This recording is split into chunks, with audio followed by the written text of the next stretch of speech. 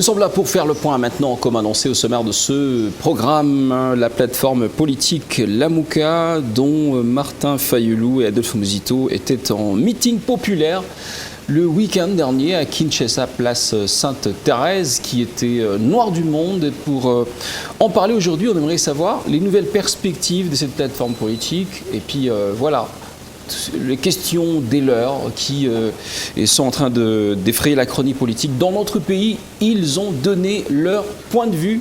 Pour en parler, nous recevons sur ce plateau M. John Kumwimba, coordonnateur de la plateforme Lamouka dans les Grands Katanga. Bienvenue. Bonjour. Bon matin, c'est la tradition de chez nous, hein, c'est la première fois que nous vous recevons dans Bon Matin. Qu'est-ce que vous avez envie de dire? Pour moi, réellement, c'est un bon matin ici chez nous. Ça fait belle lurette. J'ai été dans vos studios, mais cette fois-ci, je trouve que c'est de la classe. C'est de la classe, ah d'accord. J'avais envie d'entendre le dernier mot là.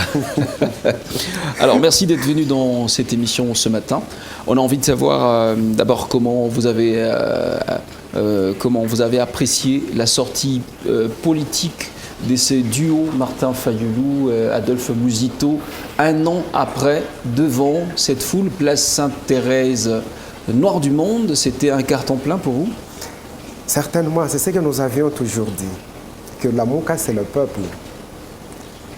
Et à un moment donné, les gens croyaient que Lamouka, ce sont les leaders à qui nous avions donné mandat de nous gérer en tant que Lamouka. Lamouka, c'est le peuple. Et je l'ai toujours dit, même si aujourd'hui, son Excellence Adolphe Muzito quitte Lamouka, Lamouka reste Lamouka. Même si aujourd'hui le président élu Mayo John Martin Fayulu quitte Lamouka, Lamouka restera Lamouka parce que Lamouka c'est le peuple. Même là où vous êtes de Lamouka. Un peuple sans leader, mais moi je pense qu'un leader fait l'idéologie. Du coup, c'est l'idéologie qui draine, l'idéologie qui convainc et qui pousse les gens à suivre la philosophie, le combat, la raison pour laquelle on est en train de se battre. Mais sans ces leaders, vous pensez que Lamouka peut rester Lamouka? Je vous dis, Lamouka reste Lamouka. Pourquoi nous disons que Lamouka restera Lamouka? C'est parce que c'est les souverains primaires qui donnent le pouvoir, qui donnent le mandat aux gens. Contrairement à ce que nous avions vécu en 2018, là où ce n'était plus les souverains primaires, c'est quelqu'un d'autre qui a nommé les gens à tous les niveaux.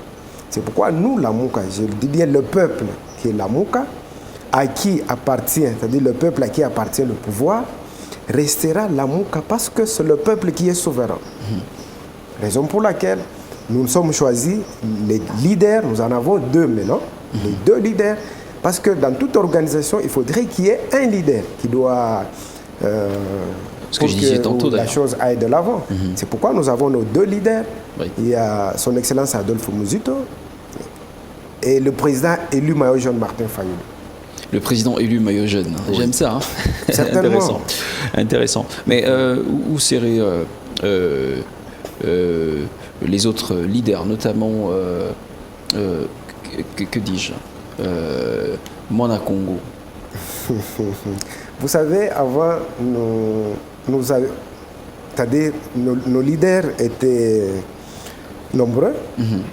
À un moment donné, il y a Matungulu qui est parti. Après, c'est Mboussa Nyamwisi. Après, c'est Katumbi qui est parti. Et Jean-Pierre Bemba. Des défections en série comme ça. Hein? Non, vous savez, nous ne retenons pas les gens au niveau de la Mouka. Puisque c'est le peuple. La démocratie est dans la Mouka. Nous sommes démocrates. Quand quelqu'un veut aller ailleurs, on ne peut pas le retenir. On dise que non, tu ne peux pas partir. Non, il peut aller.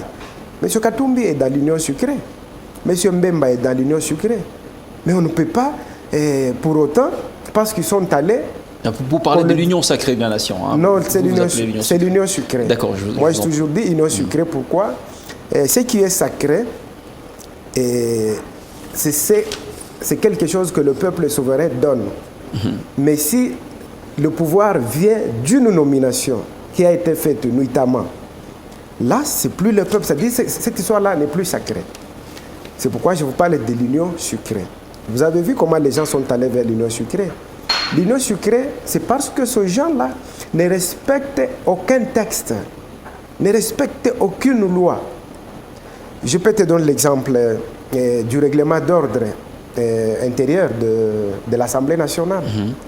Il est dit que les groupes parlementaires sont formés au début de la législature. Mais curieusement, avec leur union sucrée, ils ont recomposé les groupes parlementaires 2 ans et demi après. Est-ce que vous croyez que cette histoire-là est sacrée? C'est sucré, parce que c'est quelque chose qui n'a pas respecté les textes.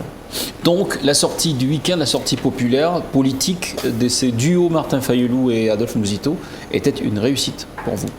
Mais d'ailleurs, je dois vous dire que, vu l'espace, nous n'avions pas voulu que les gens viennent de partout, c'est-à-dire dans la ville de Kinshasa de partout. Parce que nous savions que l'espace qu'on nous avait accordé ne pouvait pas contenir tout le monde. La Mouka, comme je l'ai dit, c'est le peuple. Et vous avez vu, ça a bougé. Nos amis de l'Union sucrée ne s'y attendaient même pas. Mais les gens ne sont-ils pas venus simplement par curiosité parce que c'est Andjili. Andjili, tout le monde le sait, c'est une commune très populaire et les gens sont venus quand même par curiosité. Aussi, vous le savez, dans notre pays, il y a le problème d'emploi. Les jeunes n'ont pas du travail et puis dès qu'il y a un spectacle qui s'offre comme ça à 100 mètres de chez soi, on va quand même, voilà, on va s'avancer un tout petit peu pour voir ce qui se passe, pour tuer le temps, simplement. Est-ce que tu sais ce qui s'est passé avec Ngobila? Le gouverneur de la ville de Kinshasa. Oui, Ngobila. Il organise un match, il y avait un match de football. Il a demandé le même jour. Le même jour. Il a demandé que les gens y aillent gratuitement. Lui, il va payer. Mais c'est lui qui a autorisé votre meeting. Croyant qu'il va désorienter et que la Mouka ferait échec. Mais curieusement, il a été confus. Et tout le monde, voire même M. Tshilombo n'en revenait pas. Vous voyez que le peuple, je vous dis, là où vous êtes de la Mouka. La dame qui est là, elle est de la Mouka. La Mouka, c'est le peuple. Ah bon? C'est le pouvoir, c'est le peuple qui donne le pouvoir. Ça veut dire vouloir ou pas, on est de la Mouka. Vous êtes de la Mouka, quel que soit. C'est le peuple qui donne le pouvoir. C'est le souverain primaire qui a le pouvoir. Monsieur John Koumouimba, passons maintenant aux choses sérieuses. Première question. Martin Fayulu, dans son allocution devant les peuples, devant la population d'Ndjili, il s'insurge contre l'état de siège qui a été mis sur pied par le président de la République, Félix Antoine Tshisekedi Tshilombo, pour combattre la rébellion dans la partie est du pays. Il s'insurge, il demande que l'administration civile revienne aux affaires. Pourquoi? Il a certainement raison. Monsieur le journaliste, depuis que M. Tshilombo a instauré l'état de siège, je vous dis que dans ce peu de temps, on a tué beaucoup de gens avant l'état de siège.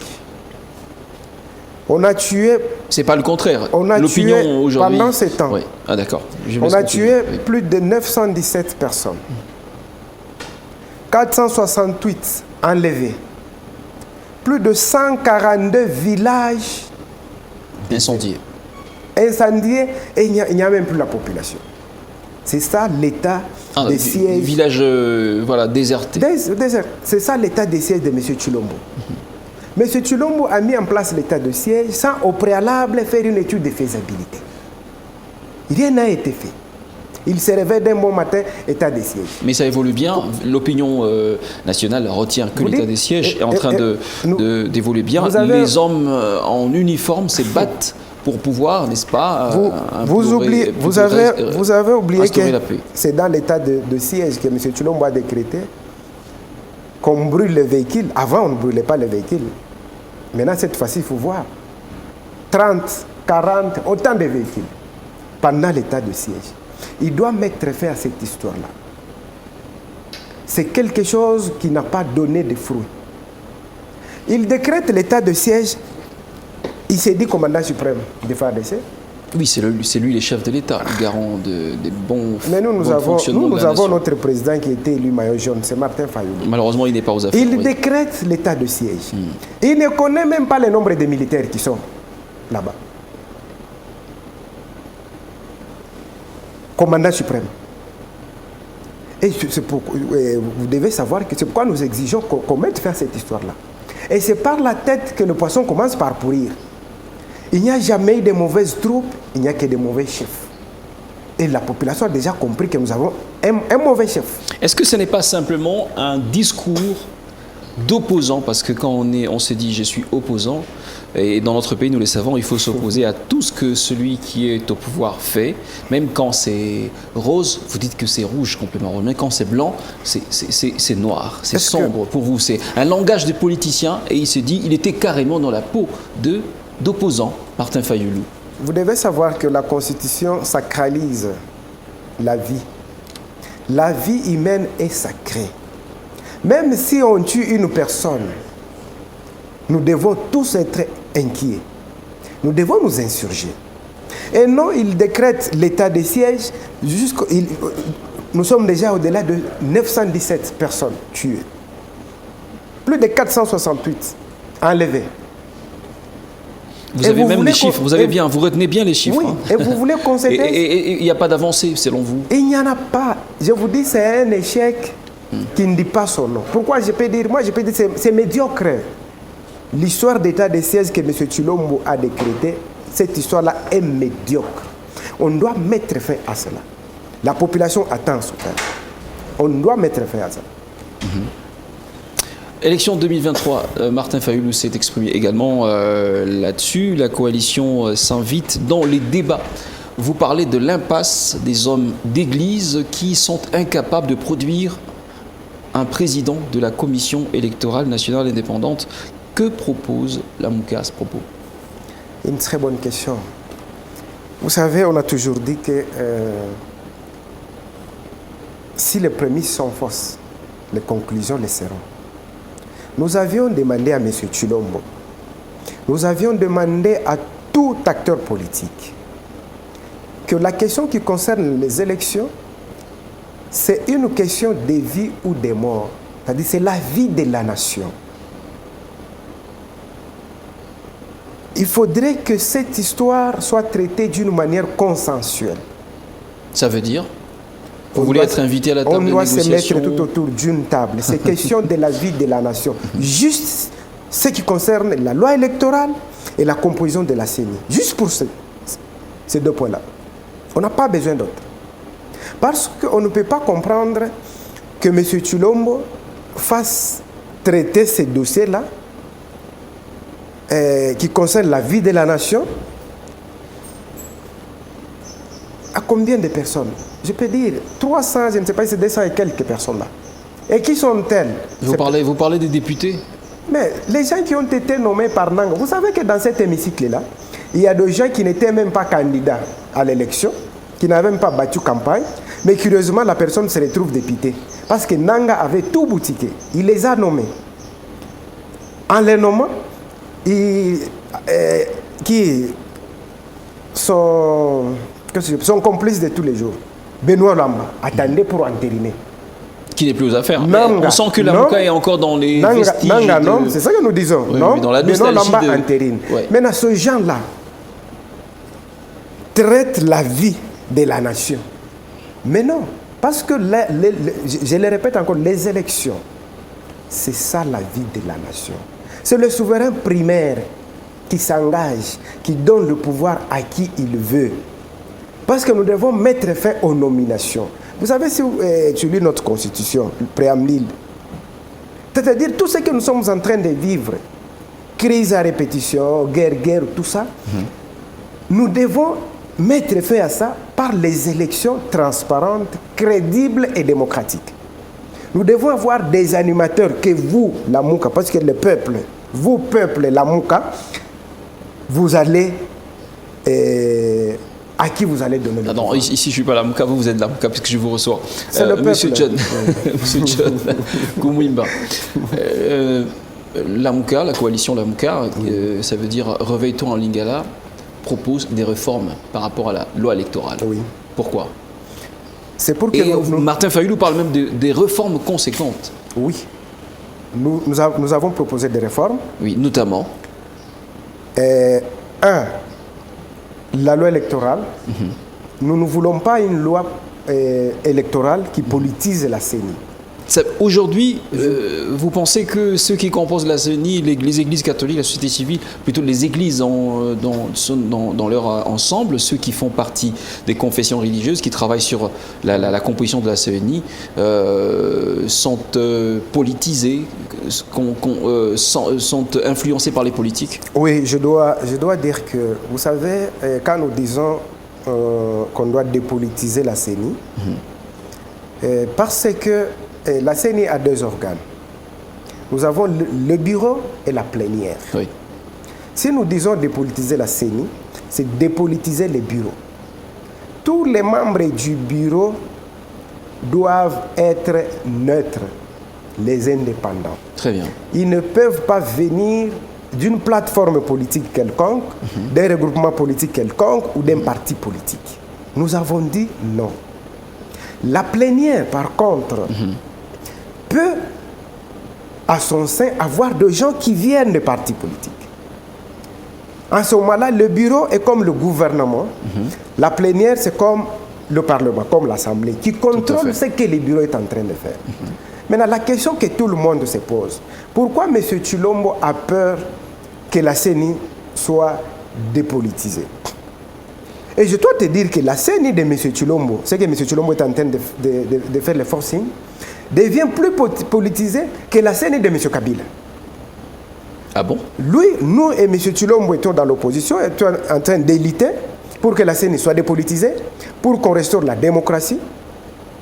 Mais nous venons de comprendre qu'on a déshabillé Saint-Pierre pour habiller Saint-Paul.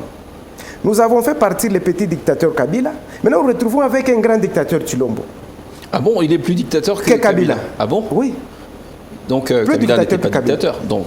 Pour trouver solution à cette crise, les confessions religieuses, l'ECC, l'Église catholique, ont été voir.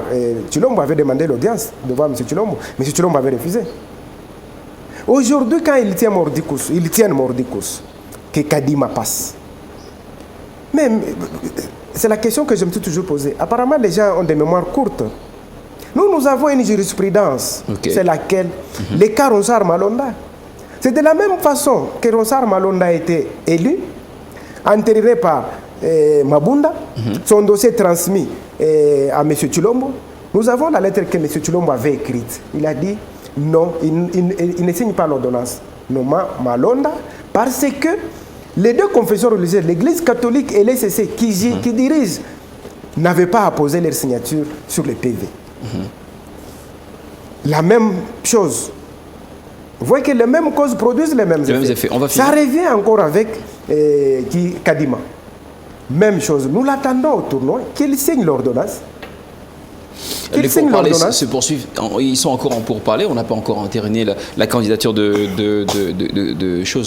Koumimba, c'est ça, non? Plutôt de Kadima. Oui. Excusez-moi. Encore une marche pour le 16 octobre, c'est ça? Oui. Pourquoi?